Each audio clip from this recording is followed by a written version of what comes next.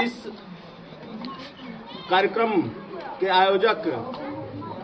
आदरणीय विनोद कोल जी का भी मैं बहुत बहुत आभार व्यक्त करता हूं। साथ ही इस बैठक में उपस्थित हम सब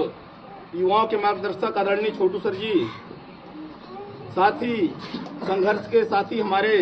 छोटे भाई लक्ष्मण रावत जी, जो कि पूर्व जयस संभागीय अध्यक्ष रीवा रह चुके हैं,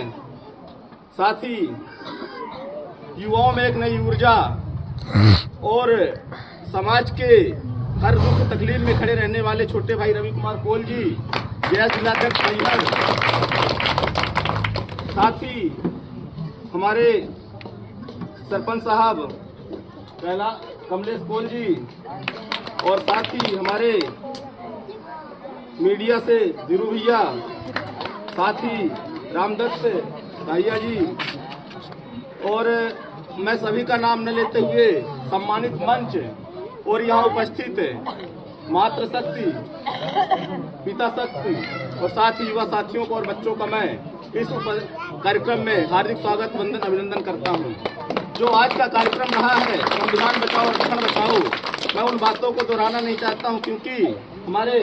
ध्रुव भैया ने काफी कम शब्दों में और जो समाज को एक जन चेतना देनी चाहिए थी संविधान को लेके और आरक्षण बचाओ को लेके, ध्रुव भैया ने उन बातों को रख चुके हैं। इसलिए मैं चाहता हूं कि मैं उन बातों को न दोहराऊं। साथ ही जो आदिवासी समाज की समस्याएं रही हैं, चाहे इतिहास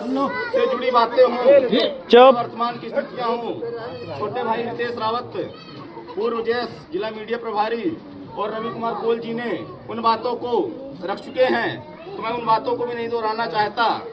लेकिन कुछ बातें मैं रखना चाहता हूं। किसी भी समाज के विकास के लिए, जहां तक मुझे जानकारी है, जो मैं अनुभव करता हूं, किसी भी समाज के विकास के लिए 4 पायदानों की आवश्यकता होती है। पहली शिक्षा, दूसरी आर्थिक, तीसरी सामाजिक और चौथी राजनीतिक होती है। यदि जो समाज इन 4 पायदानों को बराबर लेके और इन पे चलने का काम करेगा तो निश्चित तौर पे वो समाज नई ऊंचाइयों को और बुलंदियों को छूने का काम करेगा। साथ ही क्योंकि समय को देखते हुए मैं इतिहास में नहीं जाना चाहता, हम आपको इतिहास से सीखना है